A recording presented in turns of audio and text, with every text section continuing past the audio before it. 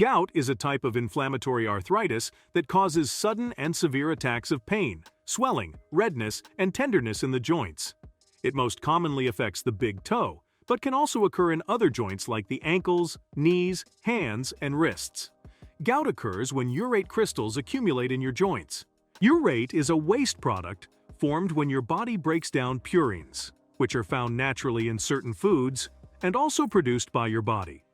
Many people think that only animal meat and protein sources can trigger gout flare-ups.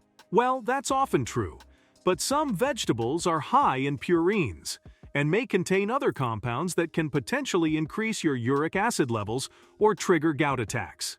So, in this video, let's learn about some of the most common vegetables that you should be careful about if you have gout. Let's get started. Number 1. Tomatoes. Unlike red meat, organ meats, and seafood, tomatoes are low in purine. However, some studies show that tomatoes might still increase uric acid levels in some individuals. For example, a 2015 study involving over 2,000 participants found tomatoes to be the fourth most commonly reported trigger food, contributing to gout flare-ups in over 20% of cases. Studies show that certain compounds in tomatoes like solanine or glutamate may elevate uric acid levels in susceptible individuals. Tomatoes also contain fructose, which is a type of sugar. Some studies show that a high intake of fructose may increase uric acid levels in some individuals. It's important to note that the impact of tomatoes on uric acid levels can vary among individuals, and not everyone will experience the same effects. Factors such as overall diet, genetics, and individual sensitivity to purines play a role. The best way to understand your unique response is through dietary monitoring. Keep a food diary and track your gout symptoms after eating tomatoes. Number 2. Spinach. Contrary to popular belief, spinach is actually not too high in purines. Some sources suggest that purine content in a 100 grams serving of spinach lies somewhere between 15 to 50 milligrams, which falls in the low to moderate purine category. Some studies even show that spinach may not be as harmful to gout patients as once thought. But many experts still advise against spinach consumption by gout patients. Probably this is because spinach is quite high in oxalates, around 650 milligrams in just a half cup. Oxalates aren't directly associated with high uric acid levels, but they can compromise kidney function to some extent, affecting their ability to manage or flush out uric acid from the body. So eventually, it all comes down to your individual condition, particularly how well your kidneys are, and how susceptible you are to develop gout flare-ups after eating spinach. It's best to monitor your gout symptoms after eating spinach and discuss your condition and medical history with your doctor. Number 3. Peas. Green peas contain 5 to 6 grams of protein and around 25 to 30 milligrams of purines per 100 gram serving. Dried peas contain significantly more protein and purines than fresh or frozen peas. This is because drying concentrates the nutrients in the peas. Dried peas, including lentils and chickpeas, contain about 20 to 25 grams of protein and around 30 to 80 milligrams of purine in the same serving size. So green peas are less likely to affect your uric acid levels as compared to dried peas and lentils. But if you already have gout or degraded kidney function, even these low amounts could be enough to trigger a gout attack. So it's best to consume them in moderation or ask your healthcare expert about safe amounts according to your individual health condition. Number 4. Asparagus. Asparagus contains about 23 milligrams of oxalates and around 24 milligrams of purines per 100 grams. Both these things aren't too much as compared to high oxalate foods or high purine foods, but if you already are a gout patient and have degraded kidney function, you might want to avoid them. Asparagus also contains fructans, which, according to some studies, might affect uric acid levels in high amounts. More research is needed to draw conclusive evidence. Till then, it may be a good idea to avoid or consume asparagus in moderate amounts. Number 5. Broccoli. Broccoli is relatively high in purines, with about 70 milligrams per 100 grams serving. This purine content is more likely to trigger gout flare-ups, particularly if your uric acid levels are already too high.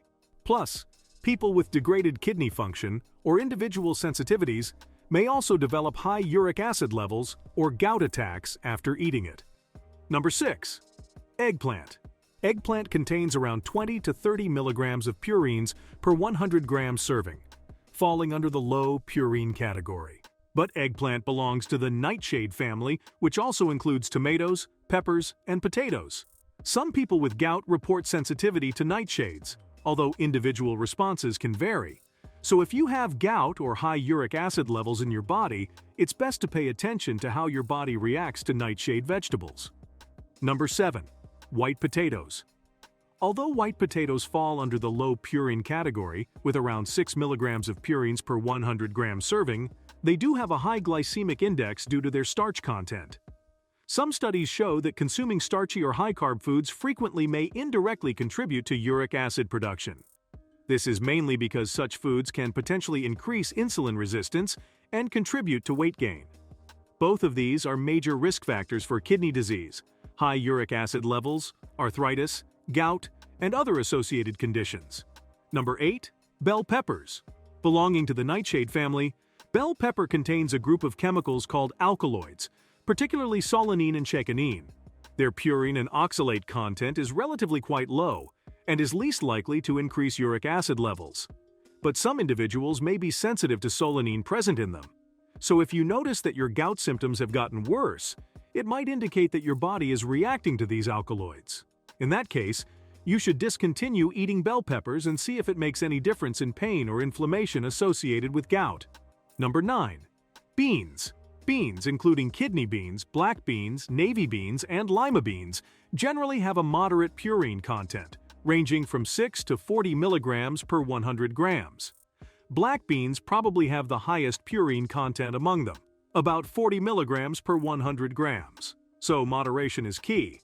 Beans also contain oxalates, although not too much.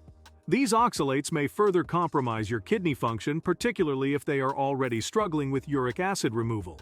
So probably you don't need to stop eating beans altogether if you have gout. It just means you might need to control your intake to avoid further accumulation of uric acid. Number 10. Celery and Swiss chard.